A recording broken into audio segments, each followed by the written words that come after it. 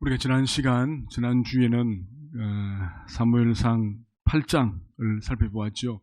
그 8장은 이스라엘 백성들이 사무엘에게 왕을 구하는 그런 그 장면이었습니다. 그렇죠. 하나님께서는 좀 섭섭하게 여기셨죠. 섭섭하게.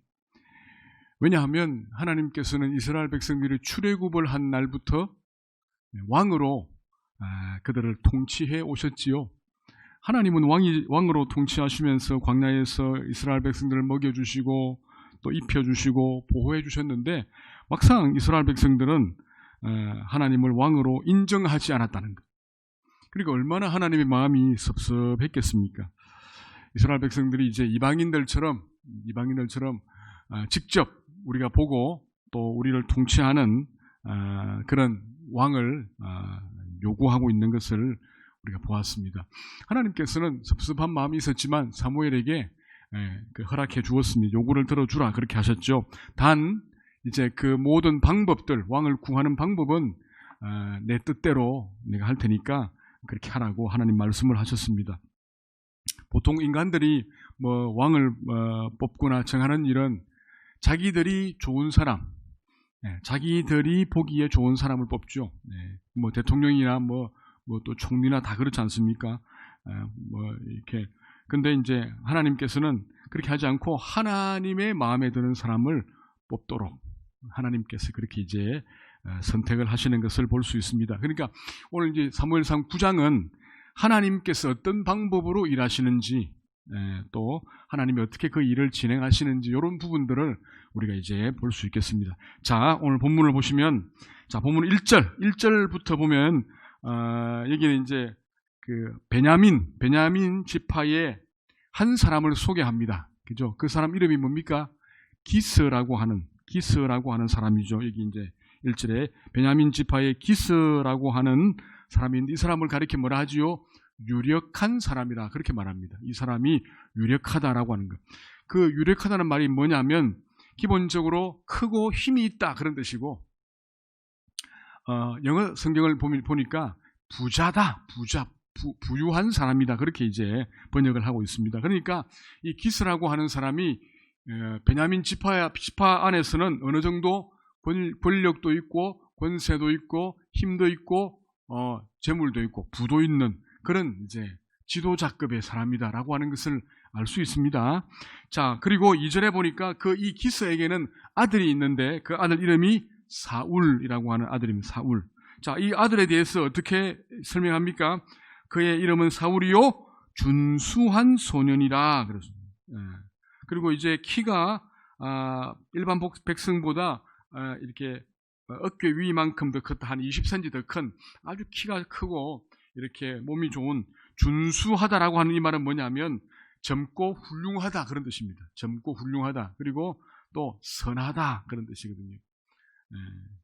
그리고 여기 나오는 소년이라고 하는 말은 어린 청소년이 아니고 이제 이 구약에서 소년은 전투할, 그러니까 싸울 능력이 있고 또 결혼할 나이쯤 되는 사람을 가리켜 소년이, 그러니까 청년쯤 되겠죠. 건장한 청년을 가리키는, 그러니까 외모적으로도 이렇게 풍채가 좋고 선한 그런 청년이 있는데 이 사람이 바로 사울이라고 하는 겁니다. 그러니까 이 사람이 뭐라고요? 하나님이 왕으로 예정한 그 사람인 것을 우리는 알 수가 있습니다.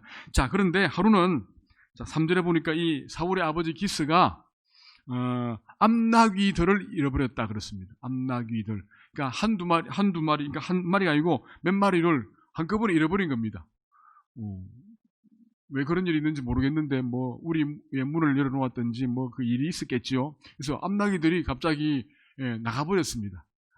그 당시에 그 나귀는 우리가 아는 것처럼 사람을 타고 가는 그런 그 운송 수단이었고 또 짐도 운반하는 그런 수단이었습니다. 그럼 굉장히 이제 이 나귀가 유용한 그런 동물이었죠. 그러니까 나귀가 많은 그 집은 부자였습니다. 부자. 그러니까 이 기스라고 하는 사람이 부자라고 하는 것을 알 수가 있는데 어쨌든 암나귀를 잃어버린 건 다하죠. 왜냐하면 암나귀를 통해서 새끼 나오면 더 부자 될 수 있는데, 그래서 이 기스가 자기 아들 그 사울에게 가서 암나귀를 좀 찾아오너라 그렇게 하는데 혼자 보내는 것이 아니고 사환과 함께 이제 보냈습니다. 그래서 이 사울과 이 사환이 온 지역을 다니면서 이 암나귀들을 찾는데 찾지를 못한 겁니다. 며칠을 찾았는가 하면은 저 뒤에 20절 보니까 한 사흘 동안 열심히 찾고 했는데 찾지를 못한 거예요. 그래서 이제 이 사울이 뭐라 합니까? 이거 뭐 나귀 찾는 건 찾는 거지만 도리어 우리 아버지가 우리 걱정하겠다. 그래 돌아가자. 그렇게 이야기를 합니다. 자, 그때 사환이 뭐라고 합니까? 사환이 뜻밖의 제안을 하나 하죠. 주인님, 여기 이 성읍 이 근처에 아주 존경받는 사람이 사는 성읍이 있는데 우리가 그 사람에게 물어보면 아마 그 사람이 나귀가 어디 있는지 가르쳐 줄지도 모르겠습니다. 라고 그렇게 말을 합니다. 그러니까 이 사환은 지금 이게 찾고 있는 지역이 라마라고 하는 그 사무엘이 살고 있는 집 근처였던 것 같아요. 근데 사울이 사무엘을 알고 있는가라고 할 때에 알고 있는지 없는지 잘 모르겠습니다. 어쨌든 사무엘의 얼굴을 몰랐던 것 같죠. 뒤에 보니까. 그러니까 사울은 사무엘을 몰랐던 것 같아요. 근데 이 사환은 사무엘에 대한 소문은 들었던 것 같습니다. 그래서 이제 여기 조금만 더 가면 라마라고 하는 곳이 있는데 거기에는 하나님의 사람이 있는데 그분이 이제 아마 물어보면 잘 찾을 겁니다. 그러면서 이 사환이 사무엘에 대해서 뭐라고 말합니까?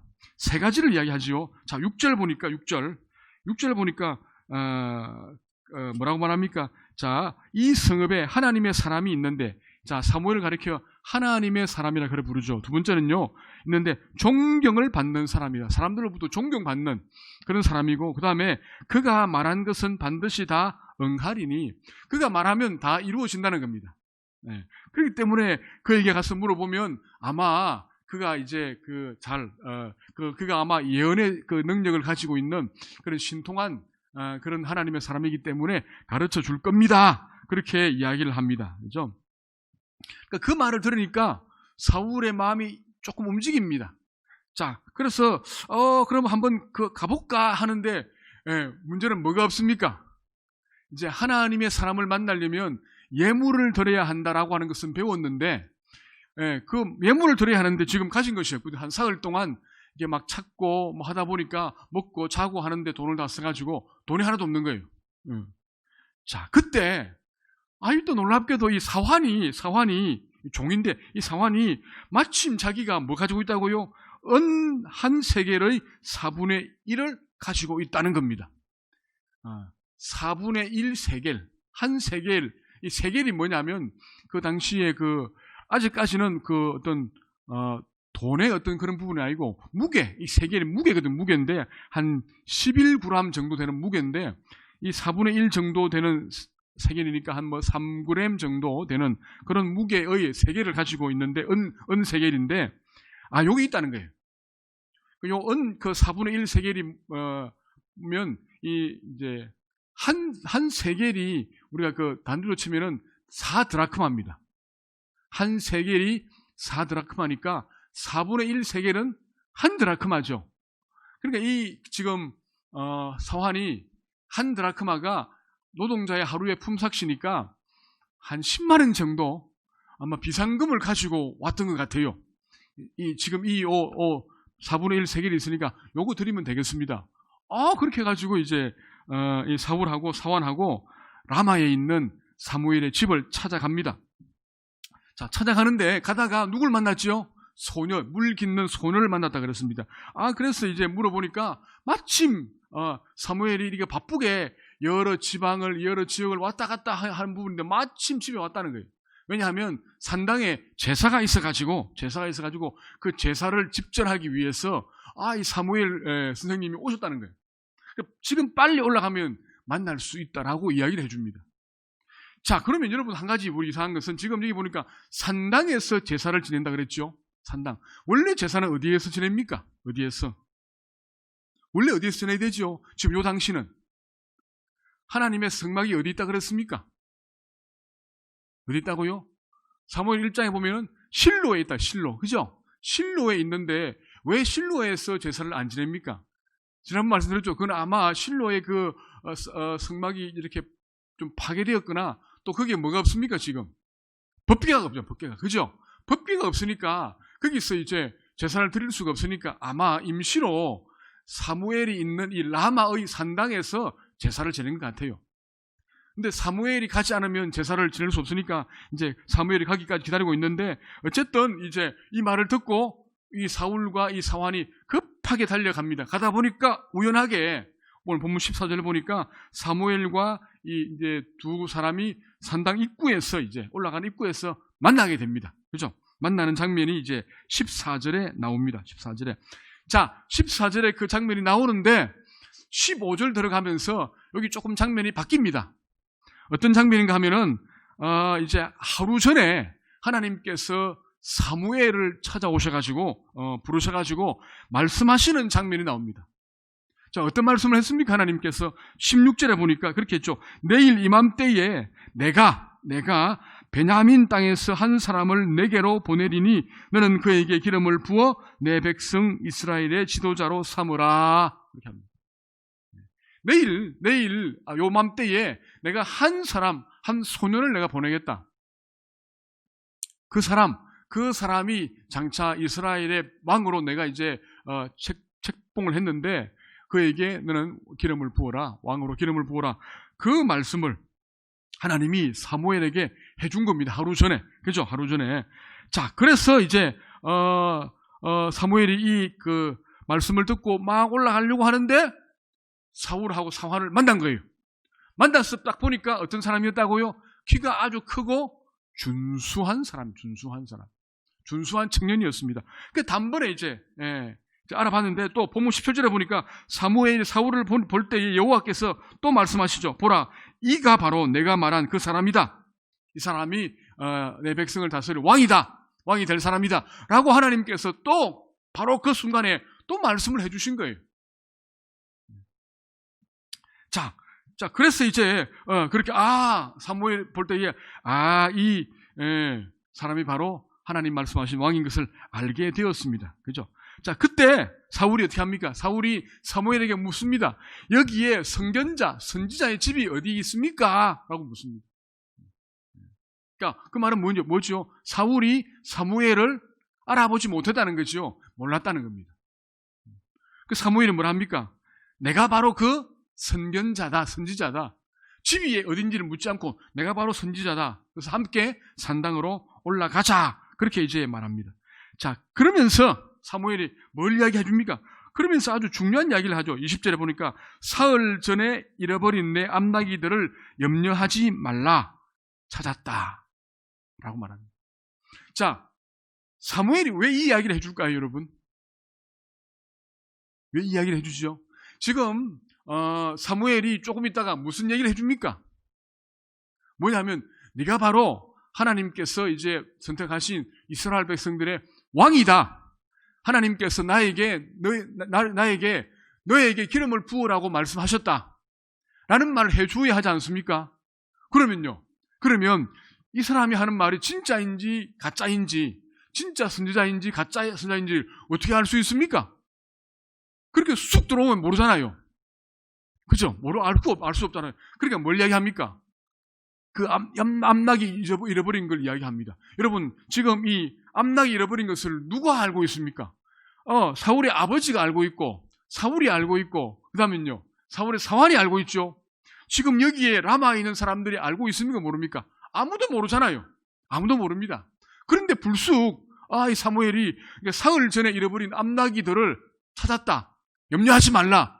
라고 이야기하니까, 이 사울의 마음에는 어떻게 보겠습니까? 이분이 뭐라고요? 진짜 선견자구나. 진짜 선지자구나. 라고 하는 믿음이 확 들겠죠. 그러면 이제 이어서 말하는 사무엘이 어떤 말을 해도 다 믿을 수 있는 부분이 되는 겁니다. 그래서 사무엘이 그 이야기를 해 준 겁니다. 자, 그러면서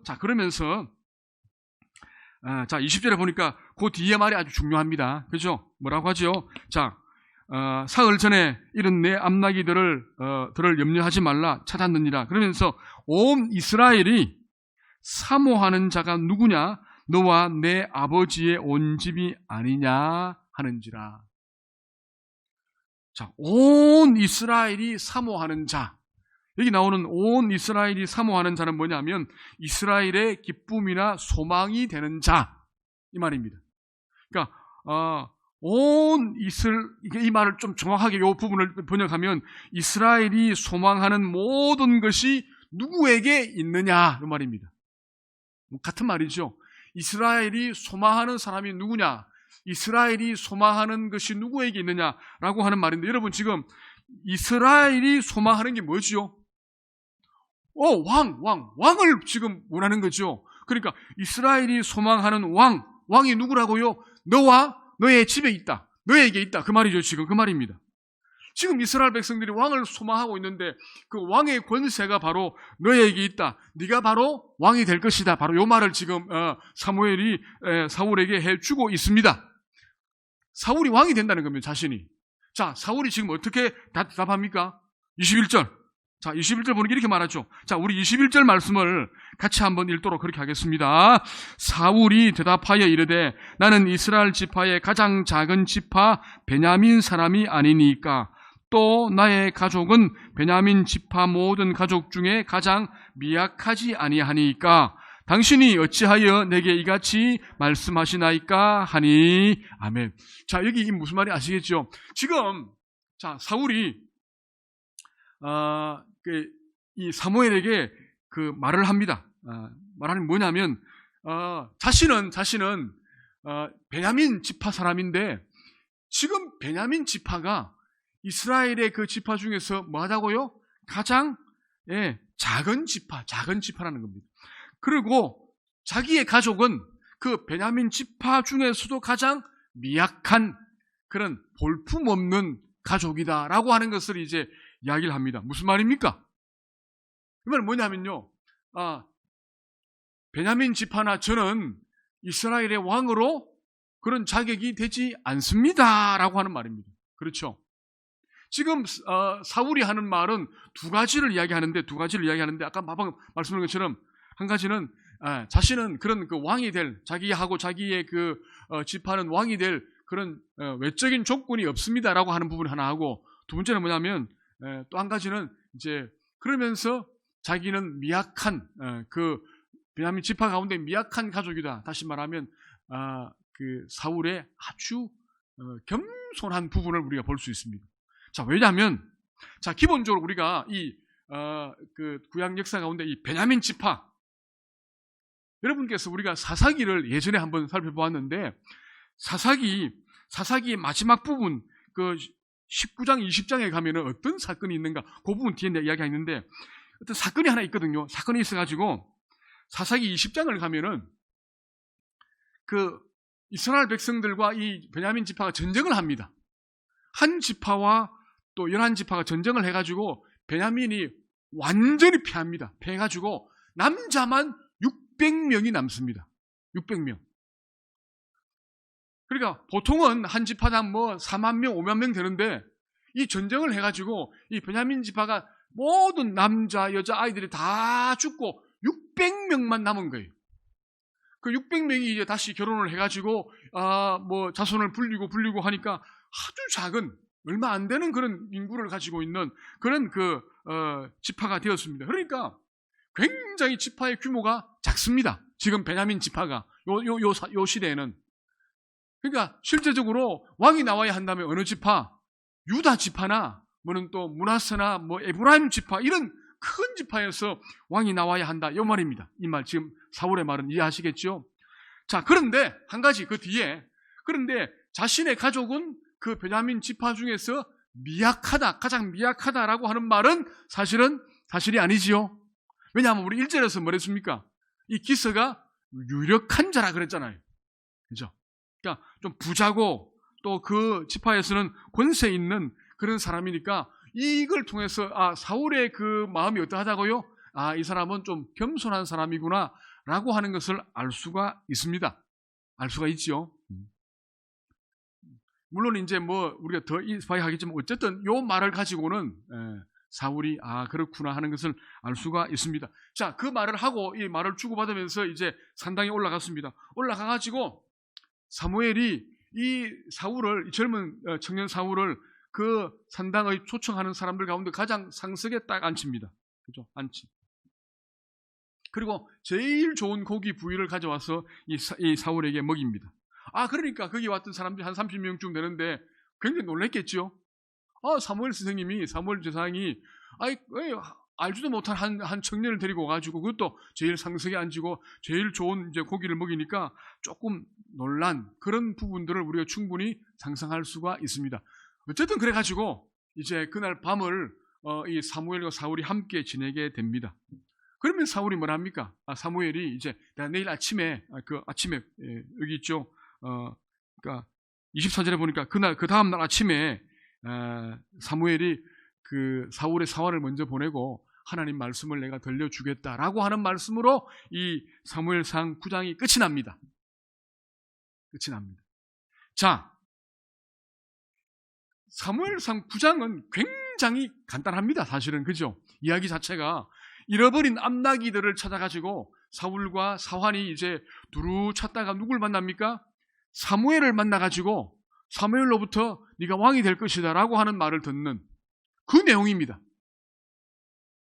자, 오늘 이 내용을 통하여 여러분들이 아까 우리가 말씀을 들었고 또 제가 드린 말씀을 들었는데, 자, 이 내용을 통하여 자, 어떤 교훈을 받을 수 있을까? 어떤 말씀을 받을 수 있을까요? 하나님이 이 본문 사무엘상 9장을 통하여 우리에게 말씀하시는 부분이 뭘까요? 찾을 수 있겠습니까? 받을 수 있겠습니까? 뭐지요? 자, 분명히 뭔가 교훈은 있습니다. 그 교훈이 좀 보입니까? 네. 몇 가지가 있습니다. 몇 가지가.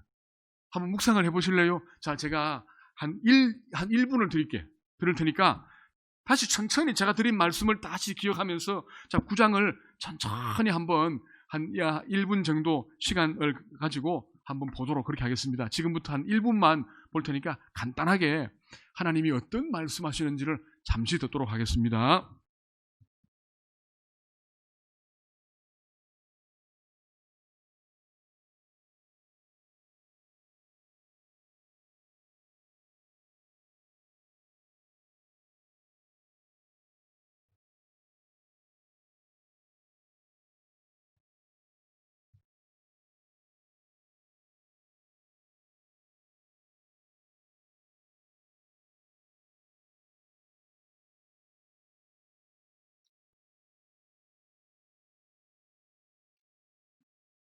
자, 하나님께서 어떤 교훈을 여러분에게 말씀하고 있습니까? 이게 좀 들립니까? 아니면 보입니까? 어떤 부분인지. 자, 저도 이 부분을 가만히 보면서 어찌 보면요, 별로 없는 것 같아요. 아주 중요한 부분들이 몇 가지 있습니다. 첫 번째, 자, 우리가 1절과 2절을 통해서 또 그 베냐민 지파라고 하는 이 지파에 대한 것을 좀 묵상을 했으면 합니다. 여러분, 하나님께서 이 베냐민 지파가 가장 작은 지파인데 여기 있는 베냐민 지파의 사람을 통해서 사람을 왕으로 세운다는, 그러니까 베냐민 지파에게 하나님께서 은혜를 베풀어서 하나님이 기회를 주는 것을 볼 수 있습니다. 자, 아까 제가 말씀드렸죠. 사사기 19장과 20장에 보면은 어떤 내용이 있습니까? 자, 잘 한번 기억해 보십시오. 어떤 레위인이 자기 첩을 데리고 이제 자기 고향으로 가다가 이 베냐민 지파에 있는 기브아라고 하는 곳에서 하룻밤 자게 됩니다. 그런데 그 베냐민 불량배들이 와가지고 이 첩에게 폭행을 하고 그 첩을 죽이지요. 그러니까 이 레위인이 어떻게 합니까? 죽은 자기의 부인을 이렇게 토막을 내가지고 이스라엘 지파들에게 보내지 않습니까? 베냐민에서 이런 일을 당했다. 이것 때문에 아까 말씀드린 것처럼 베냐민 지파하고 이스라엘의 11지파가 전쟁을 합니다. 전쟁을 했는데 처음에는 베냐민 지파가 이겼는데 나중에는 결국은 다 졌어. 남녀노소가 다 죽습니다. 죽고 몇 명 남았다 그랬죠? 600명이 남잖아요. 600명이. 그죠? 남는. 그러니까 하나님 앞에서 엄청난 죄를 저지르고 초라한 지파가 되었습니다. 초라한 지파로 추락해버렸습니다. 600명밖에 남지 않았습니까? 겨우 이제 사람들, 여자들 구해가지고 결혼을 해서 살고 있는데, 근데 하나님이 하필이면 왜 이렇게 초라한 베냐민 지파의 사람 가운데서 왕을 선택했을까요? 이게 뭘 의미할까요?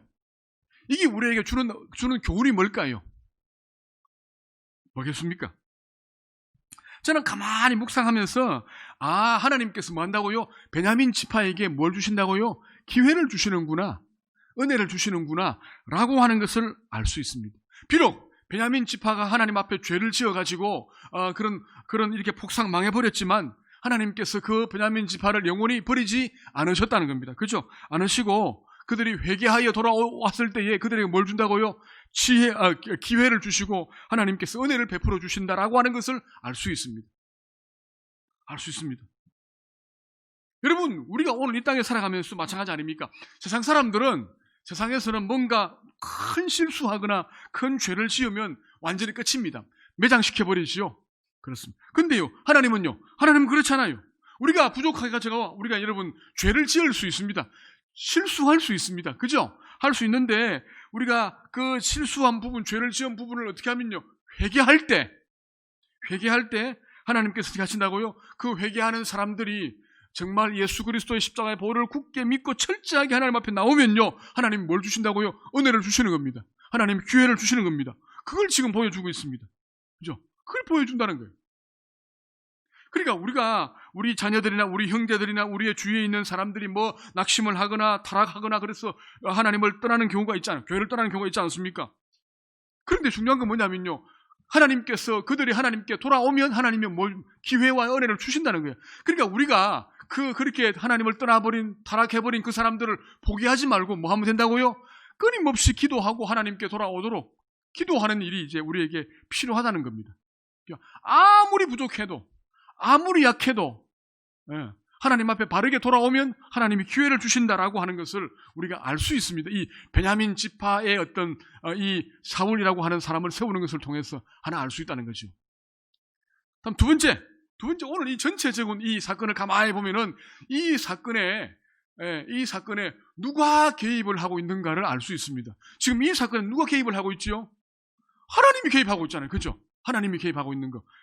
이게 보이시죠? 보입니다. 지금 사울은 말이죠, 아무것도 모릅니다. 그죠? 아무것도 모릅니다. 그런데 하나님께서 10가지, 첫 번째부터 10가지 모든 부분들을 다 주관하고 준비하고 진행하고 있는 것을 볼 수가 있습니다. 자, 기본적으로 그 사울의 아버지 기스가 암나귀를 잃어버렸습니다. 그죠? 암나귀들을 잃어버렸습니다. 이게 우연일까요? 암나귀 잃어버릴 수 있죠. 그렇죠? 잃어버릴 수 있습니다. 오케이, 좋습니다. 자, 사울과 사환이 사흘 동안 찾아다녔습니다. 근데 찾지 못했습니다. 그럴 수 있을까요? 또 그럴 수 있다고 봅니다. 그러면 또 이제 돌아가려고 하는데 사환이 갑자기 이 근처에 사무엘이라고 하는 유명한, 그러니까 하나님의 사람이 계신데 한번 물어봅시다 라고 또 기억을 합니다. 그 주인의 아들도 아니고 사환이. 그럴 수 있을까요? 그럴 수 있다고 봅니다. 그렇죠? 그런데 또 이렇게 했는데 돈이 없어요. 주인의 아들도 돈이 없는데 사환이 돈을 가지고 있는 게 한 10만 원 정도 가지고 있는 거예요. 그렇죠? 이 뭐지, 여러분? 이 모든 것들이 뭐라고요? 이 사울과 사무엘이 만나도록 하나님이 계획하시고 작정하시고 진행하신 것이다 라고 하는 것을 알 수 있습니다. 그죠? 결정적으로 하나님께서 말씀하잖아요. 내일 이맘때에 내가 베냐민 지파의 한 사람을 내가 보내겠다 라고 말씀하죠. 그러니까 여기까지 이제 그 암나귀를 찾아서 이 라마 근처까지 오도록 한 분이 누구라고요? 하나님께서 오도록 했다는 거예요. 그걸 사울은 압니까? 사울 몰라요. 모릅니다. 근데 하나님이 이제 작은 사건 하나씩을 준비해가지고 이렇게 하나님 당신의 뜻을 이루도록 이끌어 가신다라고 하는 것을 알 수가 있습니다. 그리고 때가 되었을 때에 하나님의 사람을 통하여 하나님의 뜻과 계획을 이제 이루어 가신다는 사실을 우리가 알 수 있습니다. 알 수 있죠. 알 수 있습니다. 여러분, 사실은 우리가 이 땅을 살 때에 하나님께서 우리를 위하여 하신 모든 계획들과 또 진행하는 부분들을 우리가 잘 알 수 있습니까? 없습니까? 우리 잘 모릅니다. 잘 몰라요. 우리가 우둔해가지고 하나님께서 하시는 일들을 잘 알지 못합니다만, 그러나 하나님께서 그 일들을 행하신다는 사실을 우리가 믿어야 합니다. 사실은요, 그 일들은 정상적인 일로 인해서 이루어지지 않고 어찌 보면 이 황당한 일 같은 것들을 통해서 이루어진다는 걸 알 수 있습니다. 그렇죠? 앞나기를 잃어버리는 그런 황당한 일을 통해서 그런 일들을 통해서 하나씩 그러니까 우리가 황당하거나 우리가 또 어떤 경우에는요 고통스럽거나 우리가 어떤 경우는 이해되지 않은 그런 일들을 통하여 하나님 당신의 일들을 행해 나가신다는 겁니다. 네, 그죠? 그 부분을 알 수 있습니다. 그러니까 뭐냐면요, 하나님이 하시는 일들을 우리는요 진짜 알지 못하고 이해하지 못하는 것들이 너무 많다는 거예요. 근데 하나님은 그 가운데서 하나님 당신의 일들을 하나씩 이루어 가신다는 겁니다. 여러분, 예를 들어서 우리가 잘 아는, 하나님께서 우리를 구원하시기 위해서 어떤 일을 하셨죠? 하나님의 아들을 이 땅에 인간이 되기 위해서 이 땅에 보내셨지 않습니까? 그리고는요, 그가 이 땅에 살게 하시고 그를 십자가에 달려 죽게 하시고 부활시키시고 성천시켰단 말이죠. 여러분, 이게 이해되는 일입니까?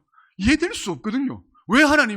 왜 우리 인간 죄인을 구원하기 위해서 하나님 당신의 아들을 보내셨는가? 왜 그를 죽이셨는가? 이해할 수가 없거든요. 도무지 믿을 수 없는 일입니다. 그런데 그 일들을 하나님이 해가신다는 거예요. 우리가 다 이해하지 못해도 하나님은 하나씩 해가신다는 겁니다. 그렇기 때문에 우리가 지금 확신해야 할 건 뭐냐면 지금 우리가 하나님의 뜻을 다 이해하지 못한다 할지라도 우리에게 있는, 우리 가정에 있는, 나에게 있는, 우리 주변에 있는, 우리 교회에 있는 여러 가지 일들이 생길 때에 그걸 다 이해하지 못한다 할지라도 우리는 뭐 하면 안 된다고요? 당황하거나 고통스러워하거나 의심하면 안 된다는 거예요. 할 수 있는데 할 수밖에 없지만, 그러나 그 일들을 통해서도 하나님께서 그 일들을 하나씩 이루어 가신다는 겁니다. 고통을 통해서, 황당한 일을 통해서, 이해하지 못하는 일을 통해서 하나님께서 당신의 계획을, 우리를 향한 계획, 우리 가정을 향한 계획, 우리 교회를 향한 계획, 이 나라를 향한 계획들을 하나님께서 한 걸음 이끌어 가신다는 사실을 여러분 꼭 기억하시기를 바랍니다. 지금도 마찬가지입니다. 지금도 우리가 고통을 당하고 있는데 하나님 왜 이 고통을 주십니까? 우리는 이해하지 못해요. 그런데 하나님이 이 고통을 통해서, 이 기도 제목을 통해서 하나님이 계획하신 일들을 지금도 이루어가고 있다라고 하는 확신을 가질 수 있기를 간절히 축복합니다. 그 다음 이제 마지막 세 번째 사울을 보면서 하나 이제 교훈을 받겠습니다. 사울. 그죠? 사울이 어떤 사람이라고요? 사울이 겸손한 사람인 것을 알 수 있습니다. 나중에 사울이 어떻게 변했는지 그건 나중치고, 지금은요 사울이 하나님 앞에서 아주 겸손한, 준수한 하나님 앞에서의 청년입니다. 그러니까 하나님께서 그를 하나님의 이제 대리자인 왕으로 세웠다라고 하는 것을 우리가 어렴풋이 알 수 있습니다. 정확하게 알 수 있는 건 아니지만 이 사울의 모습을 볼 때에 하나님께서 여러 가지 부족한 점이 있을지라도 겸손한 마음으로, 또 아버지의 그 말씀에 순종하는 그런 마음을 가진 그 사람을 하나님이 당신의 일꾼으로 세우시는구나라고 하는 것을 하나 알 수 있습니다. 그죠? 여러분, 세상 사람들은 어떤 사람을 일꾼으로 세우지요? 똑똑하고, 그죠? 능력 있는 사람, 그런 사람을 일꾼으로 세우는데 하나님은 그렇지 않다는 겁니다. 하나님은 비록 좀 부족할지라도 겸손하게 사람들을 대하고 하나님을 섬기고 선한 양심을 가진 믿음의 사람들을 세운다는 거예요. 근데 그 사람이 부족해요. 그럼 어떻게 합니까? 그 사람에게 하나님이 지혜의 영을 부으시고 또 지식의 영을 부으시고 은혜를 주시고 용기를 주심으로 하나님의 일꾼으로 사용한다는 거예요. 아시겠지요? 그 부분입니다. 그렇기 때문에 우리가 이 땅을 살아가는데 어떤 일이 있어도 절대 되어서는 안 되는 사람이 어떤 사람이라고요? 교만한 사람. 그죠? 교만하면 안 된다는 거예요. 또 악한 마음을 품고 살면 안 된다는 겁니다. 그죠? 안 된다는. 물론 우리는요, 교만할 이유도 없습니다. 그죠? 이유도 없는데, 그렇지만 겸손하게 선한 마음으로 준수하다라고 하는 말이 선하다 그랬죠. 선한 마음으로 하나님의 맡기신 사명을 감당하고 우리 옆에 있는 사람들을 사랑하고 나아갈 때에 하나님께서 그를 하나님의 일꾼으로 귀하게 사용한다는 사실을 알 수 있습니다. 그렇죠? 여러분, 어떤 일이 있어도 우리가 잘 모르기 때문에 어떤 악한 사람들이나 이런 교만한 사람들과 같이 이렇게 할 수 있는데, 어느 시간 지나가지고 이 사람이 악한 사람이구나, 이 사람이 불평이 많은 사람이구나, 이 사람이 교만한 사람이구나 라고 할 수는요, 그 사람과 가까이 하면 안 됩니다. 여러분, 우리가 민수기에 봤잖아요. 민수기에 그 이스라엘 백성들 모두가 다 그 불평불만 아니었을 거 아닙니까? 그런데 대다수의 사람들이 불평불만하는데 거기에 합류하니까 자연적으로 그 사람도 불평불만 원망하는 사람으로 바뀌어가지고 결국은 하나님의 심판을 받게 될 수밖에 없다는 거죠. 아시겠죠? 이 부분을 우리가 꼭 명심할 필요가 있습니다. 여러분, 결론적으로 하나님은 지금도 살아계시지요. 그렇습니다. 이 사무엘 시대 또 하나님이 살아계셔서 하나님 당신의 일을 해가시지만 지금도 마찬가지입니다. 지금도 살아계셔서 하나님은 하나님 당신의 자녀들의 모든 삶을 주관하고 계시고 알고 계시고 또 그 하나님의 당신의 자녀들에게 가장 좋은 것들을 준비하고 계획하시고 진행하고 있다는 사실을 꼭 기억하시기를 바랍니다. 아시겠죠? 그래서 어떤 경우에도 지금의 현재의 우리의 상황 때문에 낙심하면 안 됩니다. 아무리 낮은 지역에 있을지라도, 아무리 가난해도, 아무리 몸이 약해도 낙심할 이유가 없습니다. 왜? 우리에게는 하나님이 계시니까. 그렇죠? 낙심하지 말고, 그렇죠? 또 하나님의 뜻을 믿는 겁니다. 하나님의 뜻을 우리는 잘 알지 못하고 이해하지 못해도 지금도 여전히 우리를 위해서 일하시는 그 하나님의 뜻을 믿고 나아가야 합니다. 그리고는요, 겸손하게 하나님을 섬길 수 있는 오늘 저와 여러분이 다 될 수 있기를 간절히 축복합니다.